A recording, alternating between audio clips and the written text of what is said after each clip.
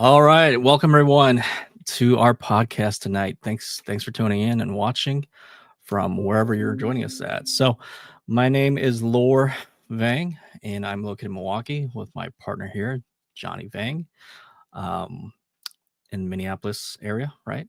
Um, so this is our very first episode, right? So we're here to just introduce our podcast as well as ourselves to the audience. Um, so we'll just kick it right off. We're just gonna jump right into it. So, Johnny, first of all, people might be wondering, are we related? Yeah, as far as I know, we're not. We're Right. So, definitely. I know we both just have the same same last last name. name, but yeah. Right. So now, as far as the Ninja Wealth Exchange, right? That's the name of the podcast here. So, um, can you kind of explain how we came up with that name?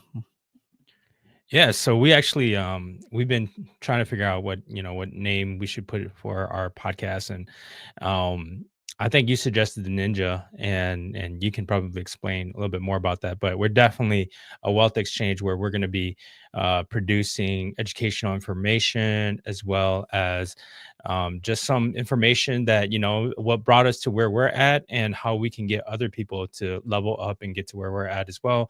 And then in addition to that, hopefully get people beyond us, beyond where we're at. So I think that that's definitely um something that we need to do for sure. We didn't get these advice when we were younger, and we're hoping that we can impact other people's lives, unlike us not getting the feedback. Hopefully we can produce something that will help others. Yeah. So, one of the interesting things when you came up with the name Wealth Exchange, right? I was kind of at first like, well, you know, wealth. What does that mean to you, right? Because what it means to somebody else might be a different thing, right? So you had your own definition, which was very interesting, and we'll let you talk about that a little bit. But when I think of wealth, my own definition was kind of like, well, obviously there's being rich, right, and then there's being wealthy, right, and some people may not know, but there's actually a difference, right? So being rich is just having a lot of money, but in my opinion, having the wealth part is that you actually have the time, right? You have the time to spend it. Um, and whether, it's just for yourself or generational, right? That's the kind of wealth that I'm thinking of. So your definition was pretty interesting though. So can you talk a little bit about yours? Yeah. So, first off, for a wealth exchange, right? It's really so that we can work with each other, work with others, and bring on people who will be able to produce information for us to be able to give us the wealth that we need. For me, it's not so much just about money, but it's about the knowledge, the understanding. It's about the ability to utilize people around you for what they're good at and be able to support their business as well as to have their business support our business. And one of the things that I thought was really really cool, recently I did a Christian conference, and we put it together. And when we were putting that together, I was full of wealth of friends and networking, right? So I was able to pull it together for a lot less than what most people have to put their conferences together. So we had, the facilities, the food, the donations from all over the place that came in, as well as the speakers that I knew. We were able to gather all of them, and it happened to be a phenomenal conference, and we were teaching people, theology on a whole different level. So for me, wealth could be, your network. Wealth could be, and it's like you said, one of the biggest things is that when you're wealthy, you don't have to use as much time. And I was able to come together with a big team of approximately 20 people, from a worship band to leaders who are going to be speaking to leaders that are going to jump in and help us, put together the food, bring the snacks and so on to an event. And we did it. I think we did the event under $4,000, which, like, was an amazing accomplishment. And I think, wealth goes beyond just having money, but it is about, being able to enjoy each other's presence, as well as um go out there and decide to do what it is that you want to do at your own time. And I think that's a big deal. Now, in addition to that, right? When we talk about wealth, everybody wants to hear about how to make $1 million bucks, right? Or how to make so much income that you're free from your 24 or your 9 to 5 is what people talk about. And I think that that's something that we'll be talking about too, right? Yeah, yeah, definitely. So you had mentioned money, right? People think wealth, it's $1 million, a million, being a millionaire, things like that, right? But one of the interesting things that you had said to me was like, no, my definition of being wealthy is to be able to help a million people, right? Hmm. And Hmm. so that that's a totally different level, right? No, no. So, and that's part of our next that the name here exchange, right? So the portion of our podcast is named exchange. Immediately from for me came to mind was like the stock exchange, like like trading something, right? Mhm. Um, and then I didn't really click right away, but then after you explained it, so I'll let you explain what you meant by that. Yeah, so exchange for me is exchange of knowledge, right? Exchange of business, and what that means is we're gonna bring people on this podcast that has knowledge that we don't have the ability to do the things that we can't do, and the ability to support one another as we exchange ideas, as we exchange skill sets, as we exchange. Um, all the different things, variety out there, things out there that's going to be able to really help us build our wealth, right? Right, right. And then so the ninja part, right? That's the part I came up with. I contributed. And No, so, and I just like it's just something randomly came up, and just make it stand out, right? So, of no. course, ninjas are cool, right? Badass, right? So, of course, something else, right? Is like so I came kind of like just thought up the name ninja, and then we put it together, and then like, well, what's the theme of our podcast, right? And so it's kind of like we want to help reveal the secrets, right, of wealth building, right, that many people probably don't know about through real estate investing and pretty much anything else. um, and so what gives us the unique perspective, right, that's different from other podcasts out there is that you and I are both licensed real estate agents as well as licensed um, loan officers, right? Mhm, uh, but we came about this a different way, a different order of process. We're also investors too. But you were first in the lending world as in the lending world loan officer, and then you became a real estate agent. Whereas me, I kind of did it the reverse way, right? So at this point now, I mean, I think it's a appropriate time to introduce kind of your background, each other's backgrounds, right? So I'll let you go first. Talk about how you got into the where you're at, what your path, right?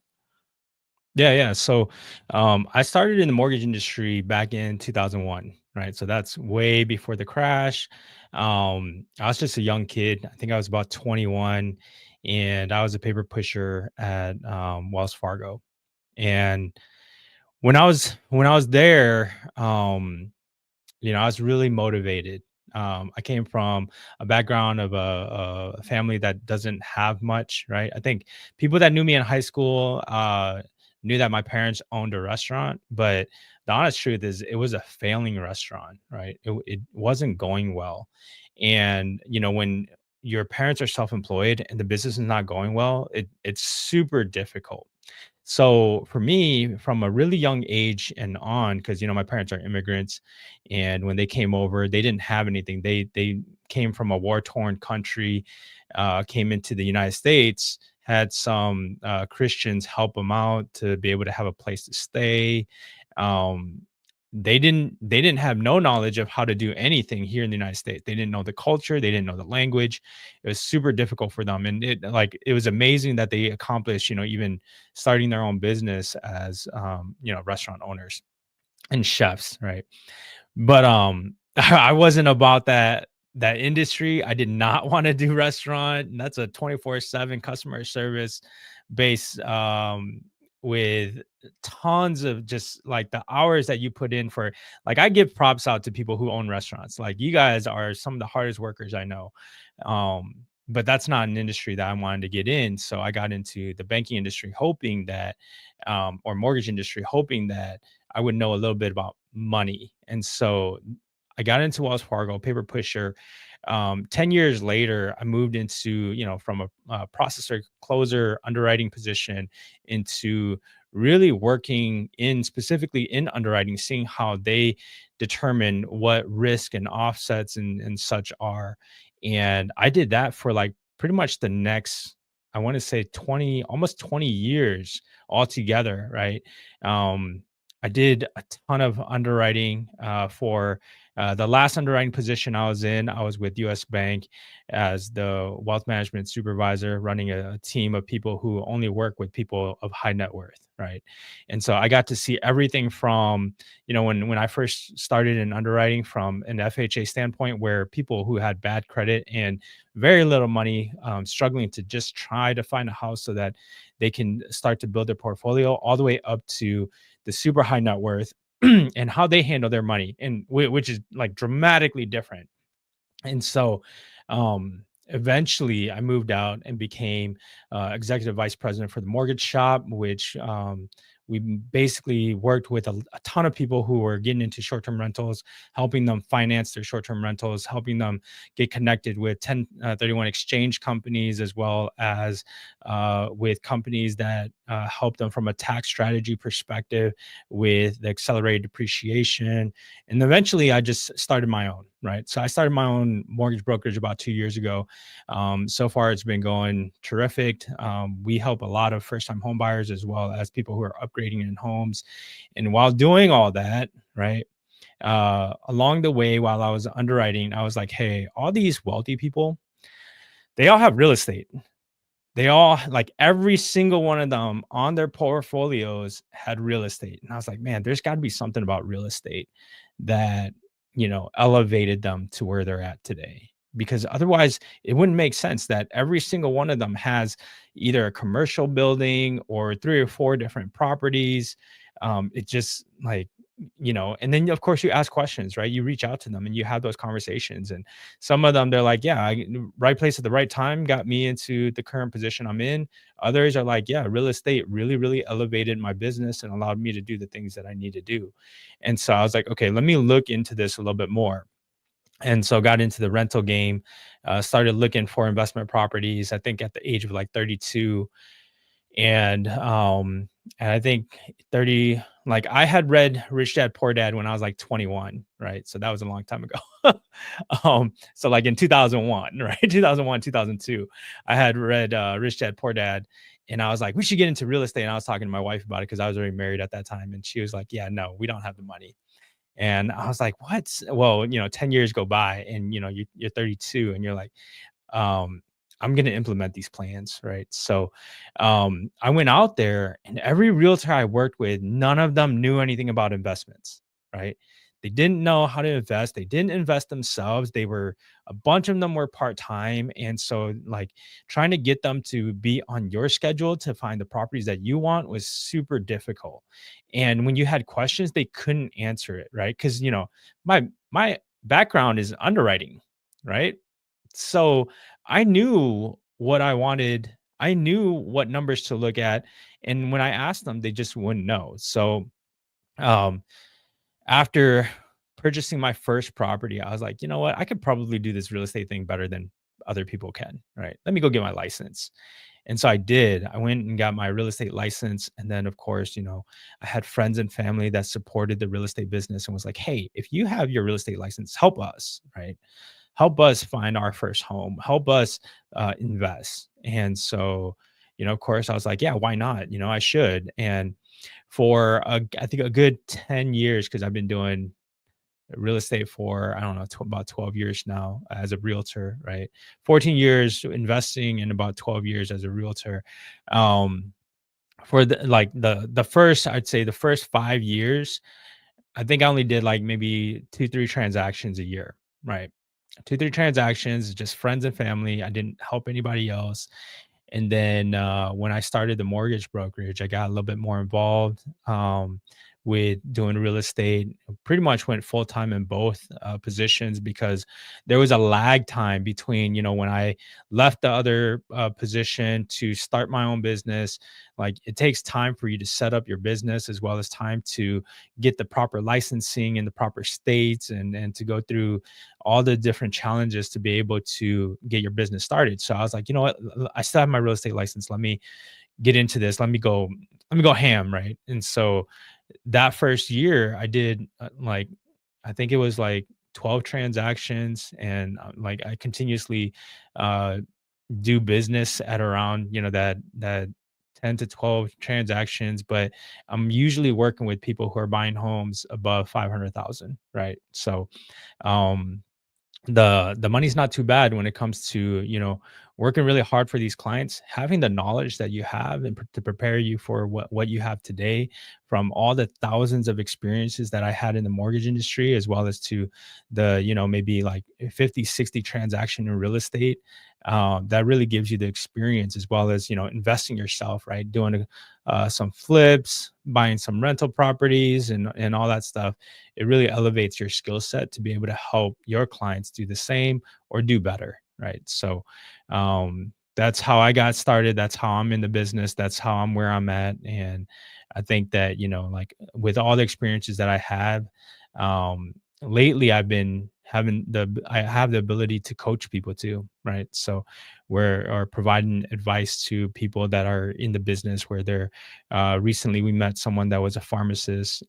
She's trying to build her short-term rental portfolio, and that's what I did for a couple of years, was just help those type of people.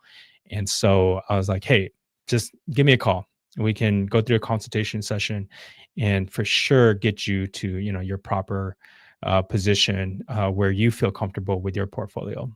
So, and then I guess now it's you, right? It's your turn to talk about how you got to where you're at. Right, right. Yep. So, start off kind of similar. I mean, we're both Hmong, right? We're both immigrant families that came to America with nothing, right? Our parents didn't know the language, didn't have anything, didn't have a dollar in their name, right?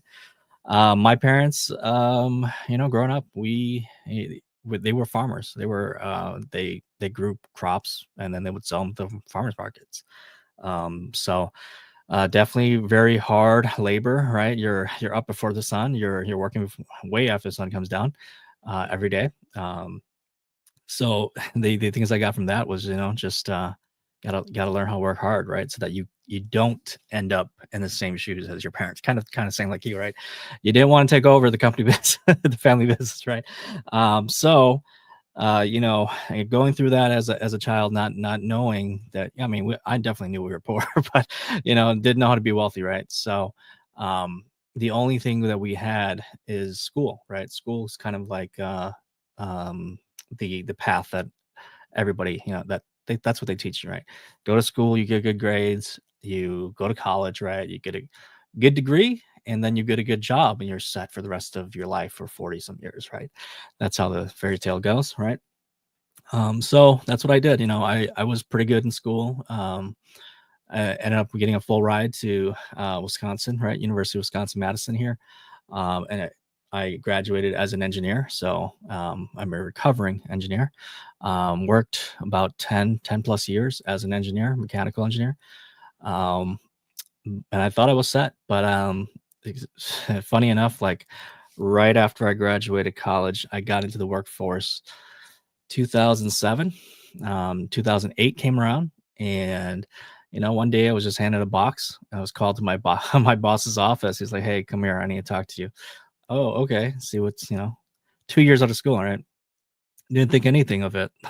All of a sudden, he's like, "Hey, we gotta let you go. You were the last person in the door. You're gonna be the first person out the door." And so I was like, "Wow, that's crazy. This is for real." And That so is it's crazy. like it is super crazy, man. They were like basically by the time he was done talking to me, they had already ran over to my desk, packed up all my stuff, which I didn't have a lot of stuff anyways, and then they gave it to me, and they just, like, escorted me right out the building. Like, that's it. Like, I was like, "Wow." This for real, huh? Okay. So then I had a lot of thinking to do. Thankfully, of course, you do get a severance package, but it only lasts for two months. During that time, right, had a lot of reflecting to do, and actually before I even got laid off, I was thinking about real estate investing because I had a decent salary. I was making like 50K a year at that time, right? So at that time, uh, individual person making 50K, yeah, that was good. But I had a lot of money, so I was like, hey, what should I do with this money, right? So I read that same book that you mentioned, Rich Dad Poor Dad, right? And so, growing up, I I watched I watched like kind of like some of my relatives, they were landlords a little bit, right? Um, they didn't do it the right way, right? They would try to do everything themselves, right? And sometimes didn't turn out right, right? Trying to fix your own place when you're not that skilled to repair stuff like that. But it didn't seem like it was the before it didn't seem like it was the right path, but when you hit rock bottom, you start looking at all different options, right?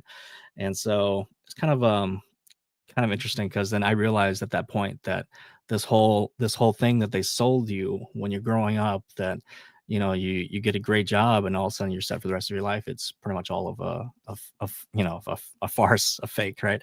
It looks good in the movies, but it doesn't actually play out like that.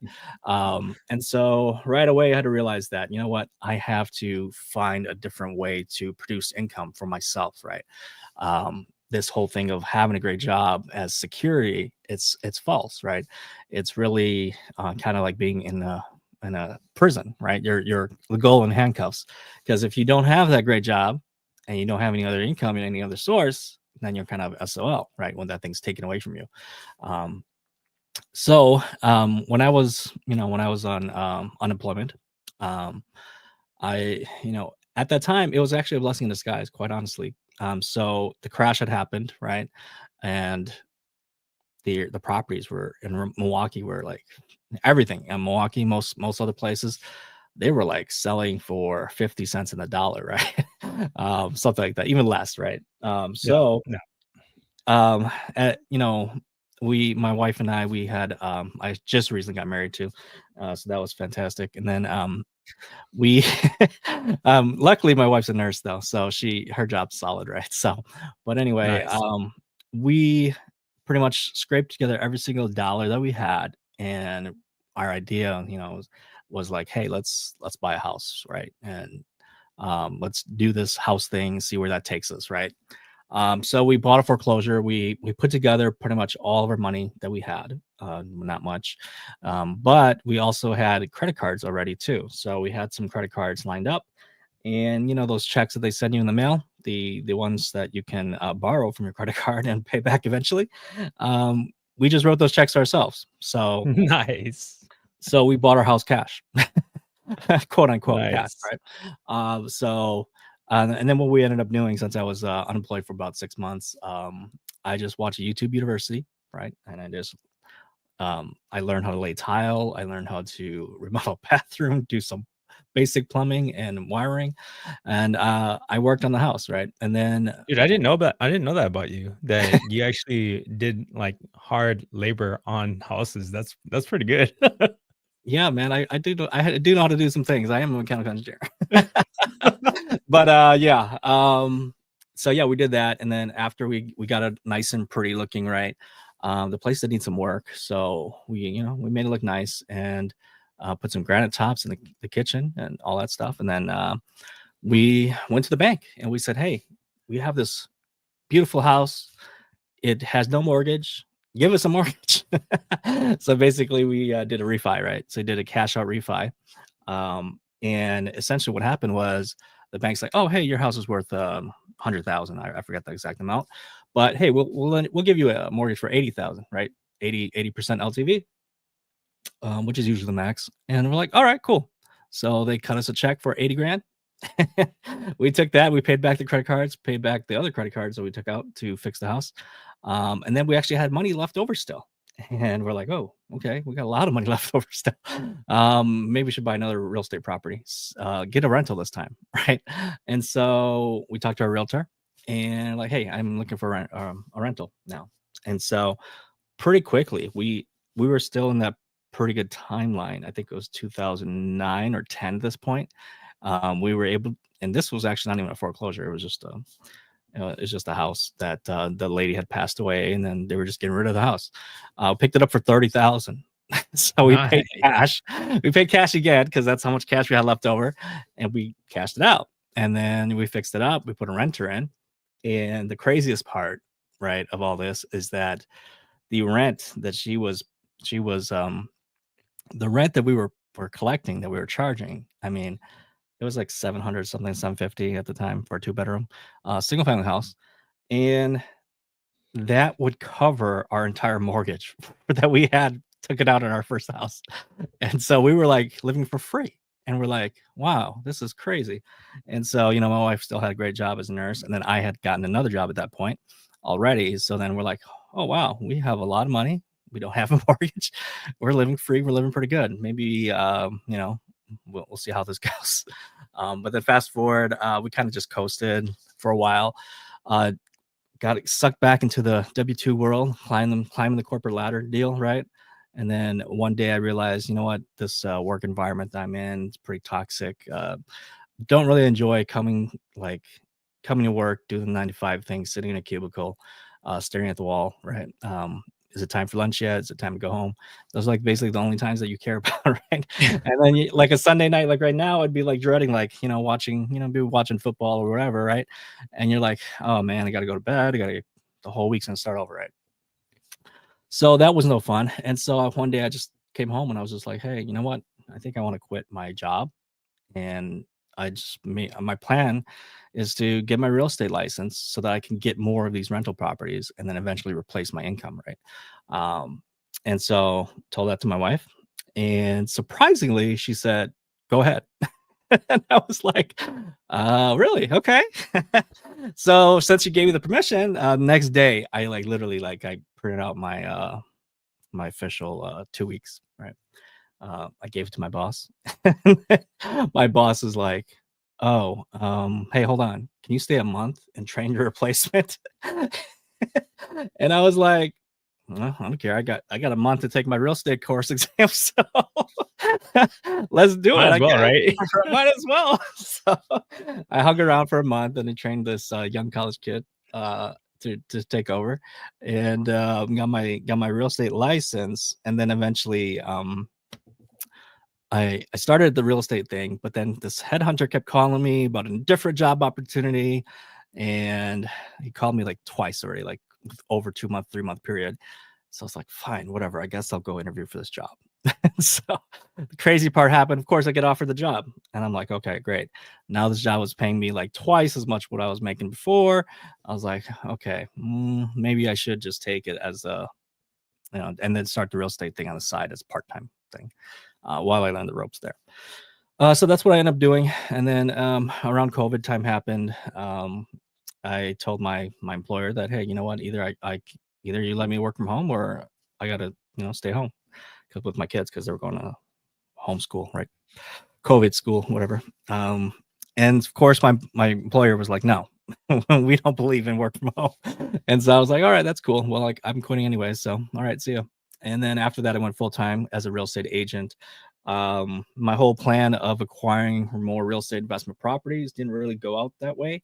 What ended up happening was like similar to you, my friends, my family were all like, "Hey, you got your license? I need to buy a house. I trust you. Come on, let's go." And then I was like, "You trust me? Okay, I guess you can be my guinea pig. All right, let's go." Right?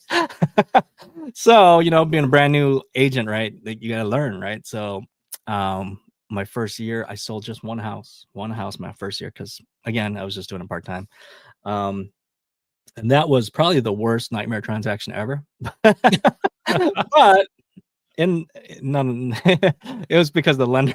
But anyway, um, yeah. Anyway, after that, uh, the following years, I did about five transactions next year, and then 10 the next year, and then I was like, "Hey, I'm getting kind of good at this. Maybe I should quit my W-2 job and go full time." And so that was a bright idea that I thought was good. And then as soon as I did that, right, the first thing came to my mind was, "Oh shit, I don't know how to be an agent." I'm using up all my sphere of influence, right? All my circle of people that are looking to buy a house. I don't really have that big of a circle, right? I only know like 30 people, whatever, right? And so I was like, oh, I have no idea how to lead gen. I have no idea how to be an agent, right? How to advertise, how to market, right? Um, and so that's kind of where I ended up at EXP. I found my partner through YouTube because being an engineer, the way that you lead gen, right? You either cold call or you door knock or you send marketing, right? Or at the time, the biggest thing was TikTok reels and social media and branding and video. And so to me, I was like, wow, of all those options, I'm gonna try this video thing. I'm gonna try this YouTube content, this social media stuff. And so that's where I found my sponsor at EXP through YouTube. He was on YouTube helping people, helping agents, right? Hey, here's how you build your video presence on YouTube. Hey, here's how you build your, everything. And so fast forward, I joined him at EXP. He's taught me everything that I've pretty much have today in the social media, the marketing, the branding, the YouTube, all that. Able to generate leads for free, right? Because you can publish for free on YouTube, on social media. It's free to publish content, right? Marketing, things like that. So I don't pay for any leads. I don't do anything like that. But joining XP my first year, I did 18 transactions. The second year, I did 45-ish. So I actually hit the Icon Award, which is the top producer award for XP. Um, and then after that, basically just got burned out. I'm like, hey, wow, there's got to be more to this.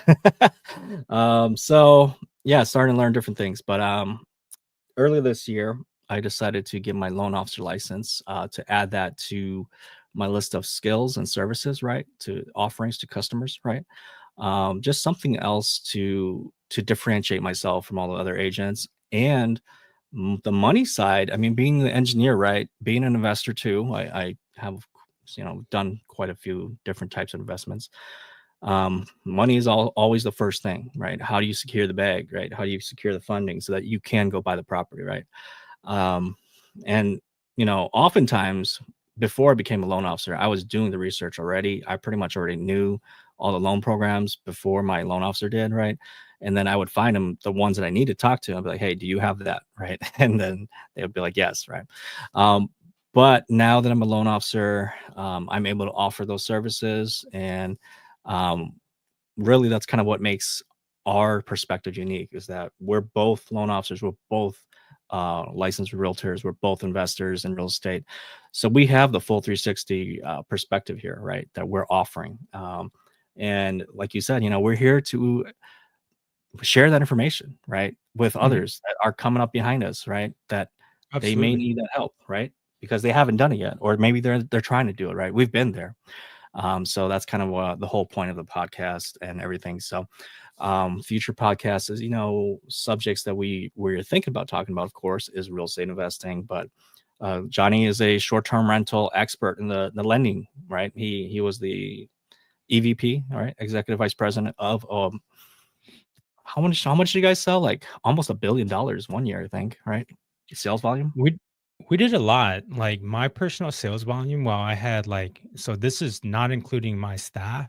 My team members had I had I think 7 loan officers underneath me, right? While I was producing myself as the executive vice president and running all of those business too. I did over 150 transactions myself in I That's think 2021. So we did some I think it was probably closer to the 200 number. And when we were pushing those numbers, there are times where you're running a team, you're pushing those numbers, your teams are pushing those numbers. Um, you're just losing your mind, right? And not sleeping because you have so many people to get back to. And I had clients that were like, "You were really up till midnight? Like you sent this email out at 3 a.m. in the morning." It's like, yes, that's how backed up I am. Like we're really trying to provide a specific level of service. Like when I was over at the mortgage shop, and even today, we provide a white glove service, right? So when you come into us, because I have an underwriting background, I'm not like every other loan officer out there where you go to the bank and they're like, well, let's see if it works, we'll send it to the underwriters. No, I underwrite that right in within 30 minutes. I'll know whether you're qualified or not qualified, assuming you sent in everything already.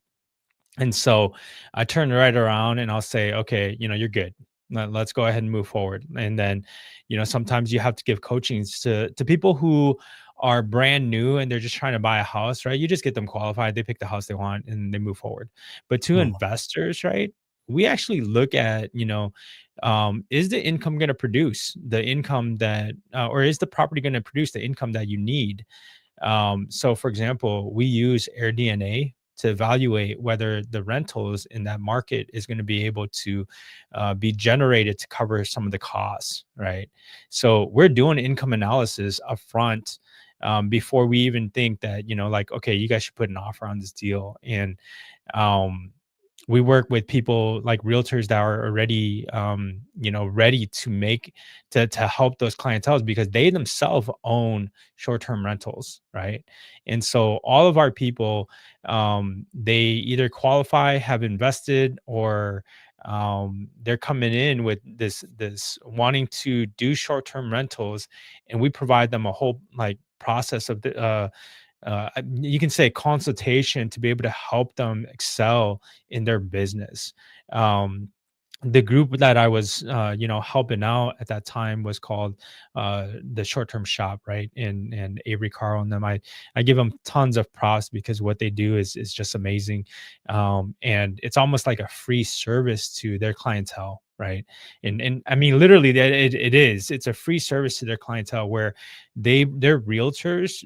They're all short term rental owners, and then they're all realtors, and then they come in and they teach you how to do it as long as you use their services as a realtor. And I think that that's phenomenal what they're doing out there. I don't think anyone else is doing that. If they are, great, but this group was awesome. So getting in and partnering up with them was just amazing. And yeah, we did our numbers were super high, and it was just phenomenal. So yeah, I have that experience. I have that knowledge behind how to calculate short-term rentals, how to determine what kind of like to look at seasonality, for example.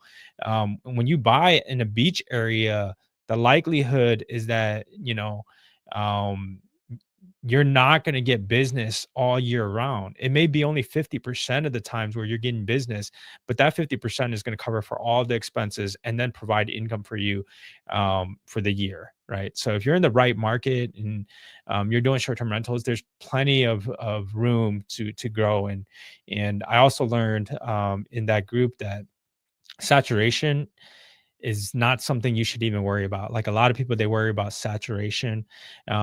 Is there too many people in the market already? And if there is, will I get any business? If you're worrying about that, you probably aren't ready to go all the way into short-term rentals, right?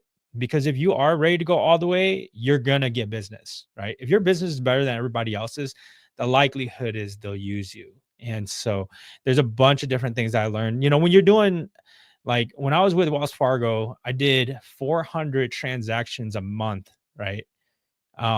So Wow. it's just insane numbers, right? And then when I went over to US Bank, we work with only high net worth, and we were doing at least like three reviews for new loans per day, right? And that doesn't include the ones that are already in transaction. And so like when you're doing that large of a number, you just get a level of experience that no one else can give you, right? It's just and then of course moving over to the mortgage shop, I did over 100 transactions myself, and or close to 200 transactions myself, and that gives you a whole nother level of experience, like how do you deal in the like from the loan side in these transactions. And um I always say that from the loan perspective, right? From the loan perspective, that's a means to an end, right? The idea, the dream is not to get a loan. Nobody wants to get a loan, right? But you get a loan because you need to use that loan to accomplish your dreams. And if you believe in yourself enough and you have a strategy and a plan to be able to be successful, and you've crunched the numbers and you've done your reviews, like, look, Laura, you're an engineer and I'm an underwriter, so we're conservative, right, by nature.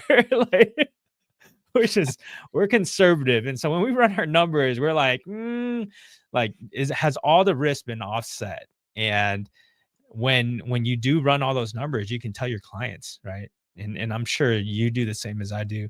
We look out for our clients. We make sure that, they can actually accomplish their dreams, and we can help them through the process. And my thoughts are is that, like all of my clients, when they work with me, they win. And having the knowledge of both sides is even better, right?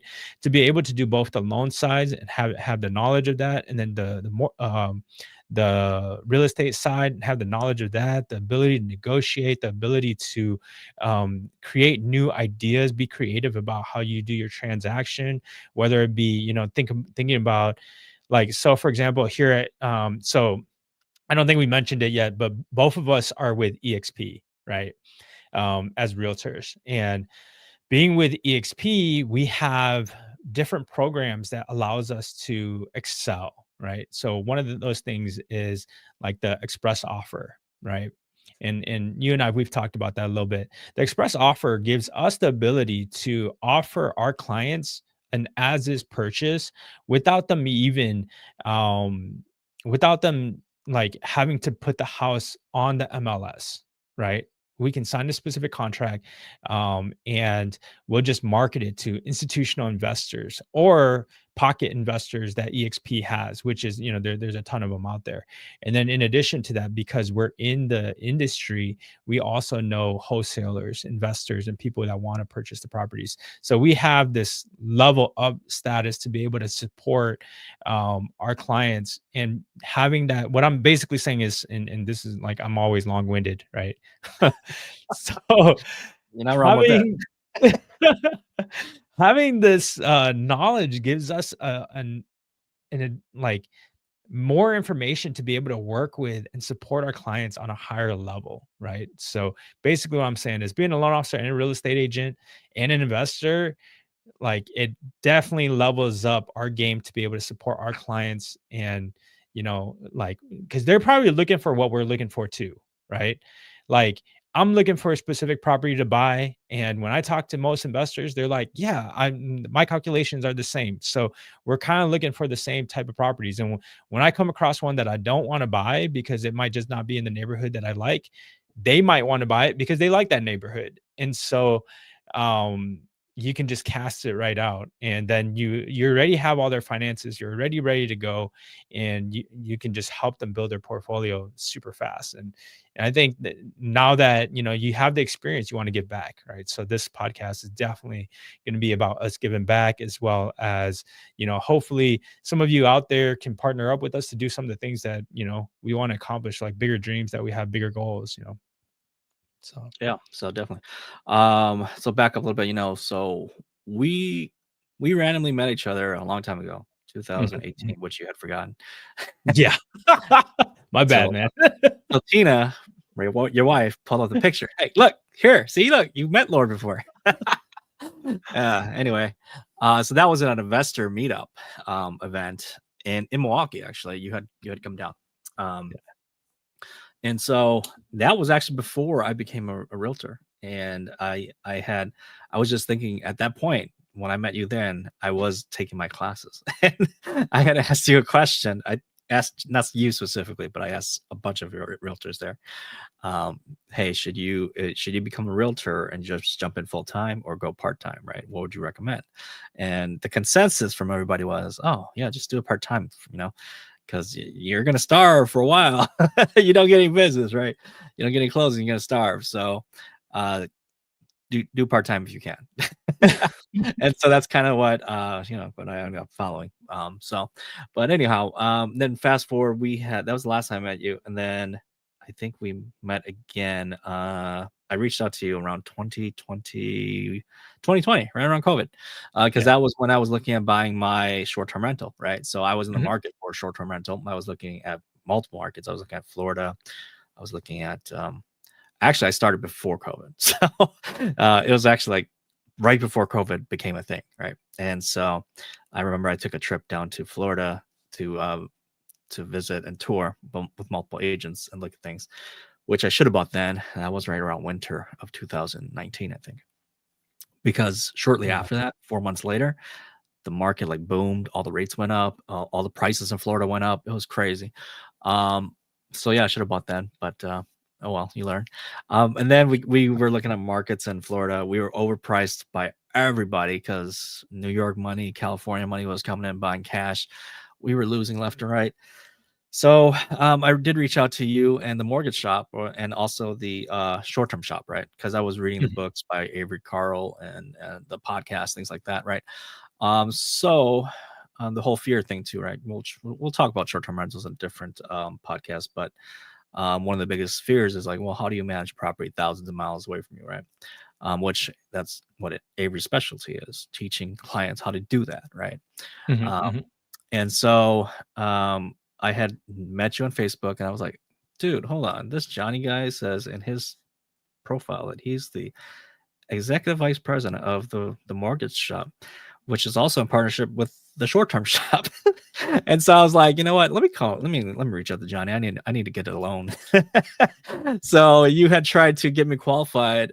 Uh, I yeah, I was using a short term shop agent, right? Mhm, mhm. Unfortunately, this agent he referred me to somebody else, a different lender. Um, because I think you guys couldn't do it. So he referred me to a different lender, which we did a DSCR loan because at first I was trying to do a 10% second home vacation home loan. But as we'll learn about later, when you quit your full time job and you go W-2, ooh, that messes up your finances for a while. Yeah, And absolutely. so that's what happened to me. So I couldn't qualify for a second home loan because my income dropped significantly. Um, by when I quit my W two. So the underwriter's like, no. But anyway, so I ended up doing a DSCR, and we could talk about that a different day. But that was a nightmare of a loan too. But we did end up closing that home in Texas. It was a beach house actually, Galveston, Texas area, Crystal Beach to be exact. So we still own that today, but it's become more of a second home for my family. Because we're here in Milwaukee where it's super cold in the winter. We always wanted to move somewhere warm, so this kind of like achieves that goal, right? So we're like a minute walk to the beach, things like that. But if you guys ever want to learn about how to do that, how to let us know. Let us know in the comments, right? We can definitely do a podcast around that, buying a second home loan, right? Buying a beach house, right? That type of thing. Um, but yeah, and then after that experience, closed that, which was a miracle. Um, but a couple years come by later, we kind of stayed in touch. I was doing some events up in Minnesota, some agent networking stuff, and I reached out to you and like, hey, I'm doing this event. Um, I see you're a loan officer. Um, do you want to do you want to pay for the bill for the food and everything, right? To cover the venue, cover the food, things like that, co-sponsor, Yeah, do the event, right? And you're like, yeah, man, come on. I was like, all right, yeah, cool. And so you would help me find the venue, the food, things like that. And then we just had conversations, right? We just had a bunch of conversations between each other, got to know each other better, and really like you and I are like kind of like so like all we do is breathe and sleep and eat real estate. That's it. mhm, mhm. Like that's all we talk about. Well, like mostly, right? Yep. But and so yeah, and then eventually, it took over a year to convince you to see the light and join me at AXP. But eventually you did, and now it's so now we're here, and this podcast, kind of like you said, is just kind of us getting to share everything that we've learned to this point, and many more bigger dreams that we're working on. That if other people want to join us, potentially we could do some bigger things. So, um, Yeah, absolutely. yeah, that's pretty much getting people up to speed to where we're at today, and why we're doing this podcast. So, um, we've got about a couple minutes left until the top of the hour here, but the next episode, since we're doing it just once a week, so every Sunday at 7 p.m. um, Central Time. Next week's episode, since we're both real estate agents, right? We're gonna reveal, kind of like do the behind the curtains of what's it like to actually be a real estate agent, right? How much can you actually earn as a real estate agent, right? Um, right? What does that look like, right? And so I know, I mean, I'm sure there's people out there who bought a home, right? They probably didn't really care what their agent made, things like that, right? But um, and then of course we have people out there who think, real estate agents are scum, probably just glorified door openers, right? That type of thing. But there's levels to this thing, right? There's levels to the game. Oh yeah. And so in that episode, Johnny and I are gonna go deep into, hey, we're not just here to open doors and chase transactions, right? We're working on a lot bigger things than that. So we're going to share that with you next week. To close out this episode here, I had some questions, some rapid fire questions just for Johnny today. We can ask Johnny for this episode. Next week, we can ask me. He can ask me these questions. So, so Johnny, what's your one ninja skill that you're really really good at?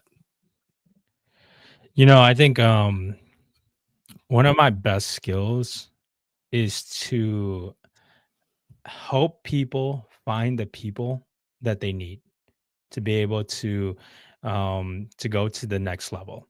And I think that um I'm really good at networking, right? I'm really good at networking. I'm really good at getting along with people. And if you have a specific need, I'm really good at finding that individual to be able to support you if I'm not that person myself, right?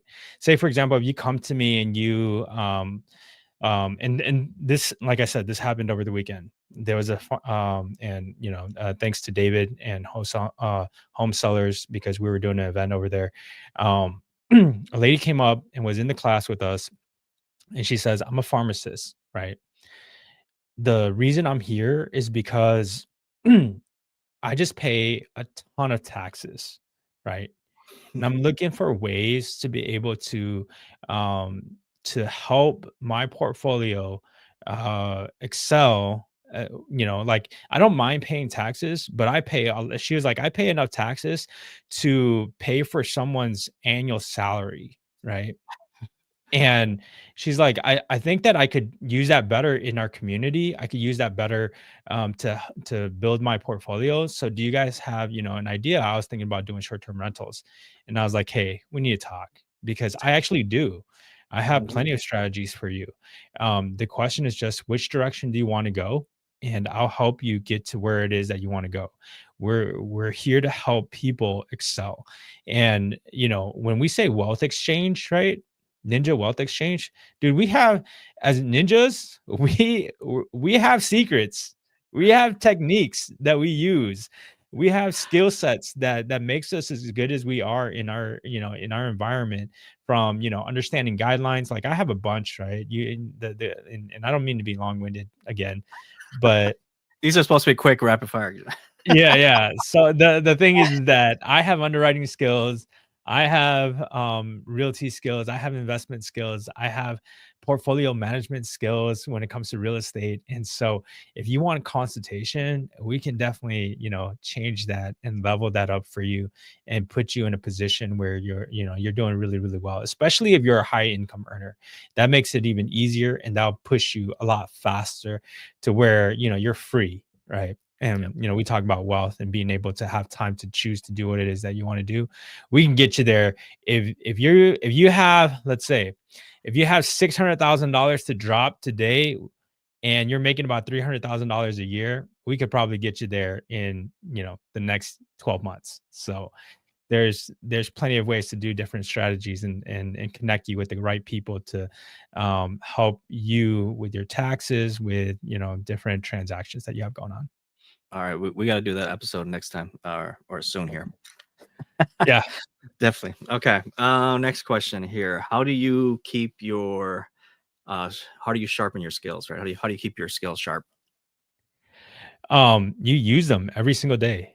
Mm. Like, look, you never stop learning. You just don't. You don't stop learning, and you continue to use your skill sets. Everybody says, if you don't use it, you lose it. And to some extent, I believe that, right? So my thoughts are is that, if you want to be great at what you do, you have to keep learning, you have to keep growing, you have to keep engaging in some of the things that you want, even if you don't want to be there, right? There are times where I don't want to be where I think I should be, and I'm just like, look, this is going to be pointless, but you know what? Let me just show up. Game is showing up, right? And you show up and you level up, Yeah, and that's huge. it feels really good. Yeah. Yeah, no, that's huge. I think showing up, right? Showing up is huge. Mhm. Show up even when you don't want to, right? Like you said. Yep. Yep. All right. And then, is there a book that you can recommend? Any kind of book that has transformed your mindset, the way you think, your business? So earlier we mentioned Rich Dad Poor Dad. I think that that's transformational Mhm. for a lot of people. I think the book after that I read that blew my mind, right? And I had to read it like 4 times, right? Sometimes you have to read a book more than once. And that's Think and Grow Rich, right? Um the first time I read it, I didn't understand it. I was like, "What is going on? Like, there's no way, right?" And Mm. Napoleon Hill, like he keeps coming back on my feeds, right? And so, when we're when we're watching YouTube or on Facebook, and um, I've read that book and I read it again. I've heard some other people say that you have to read that book once a year because it's transformational every single year that you read it. And I do believe that, that book is definitely something that, is super transformational. And then the ultimate book, right? For me, because, I'm a pastor, right? It's the Yeah. Bible. All right. All right. All right. I just said one book. Anyway. All right. Yeah, I did. I have read Think and Grow Rich, but it was a long time ago, and it was good from what I remember, but obviously not that good if I don't remember it. So maybe I will have to read it again soon here. Yeah, you Uh, still have it. Do it. it's probably on Audible, to be honest. I don't actually read a lot of physical books. I do a lot of driving for my real estate gig, right? So, Mhm, mhm. um, all right. And so, your last question here, just a fun question, right? You're in the Twin Cities. If we're ever visiting Twin Cities, what's the must try eat place that we need to eat at? I think it depends on your budget, right? I really do. I think this is just my preference. If you're on a budget, then drop by Dungoyle. That's the place that I took you to for the birria tacos, Oh yeah, yeah. and the birria there is like the best in town. Their consommé just hits every single time. Once in a while, their cook will go on vacation, and you can tell the difference, right? But if their good cook is there, it is phenomenal. And this is like not a promotion because they don't even know I'm saying this. And then the second place, if you're okay with high end food, is Baltimore. Like I, that place has become one of my favorites. Their food, like pretty much everything that they serve, is delicious there. And so if you get a chance, go out there. And then if you're kind of in between, right? But you want something kind of bougie, Diane's place is phenomenal. You get a taste of what Hmong American tastes like, right? And I think that, being Hmong, I think we're the third largest minority group here in the Twin Cities. Um, you got to come try it out. Really? Yeah, yeah, definitely. I've been to Diane's actually. I've been there for breakfast, although I need to go back for dinner and drinks. I heard the drinks are really good.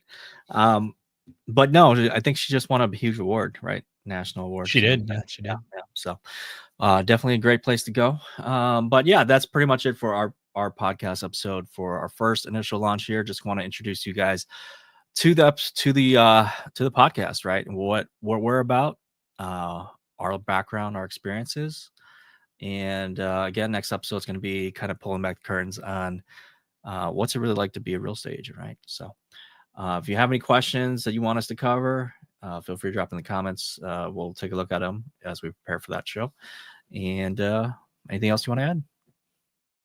Yeah. Real quick on there was a question that I saw on Facebook that Oh, someone had asked sure. about saturation. Oh I yeah. would say, and I spoke a little bit about it earlier, but saturation, don't worry about it. Just be the best, right? If you get in there and you're the best, everybody's selling shoes, dude. And Nike's still like outselling a ton of people. So just keep being the best that you are and keep studying, keep learning, and the likelihood is that you'll outpace everybody. So, but outside of that, man, I think it great show. We got to uh, tell you guys a little bit about ourselves, and this is how we kind of want to start off our first episode. From here on out, there's going to be a ton to learn. So tune in. All right. Have a great night. See you All guys right. later. Good night, guys.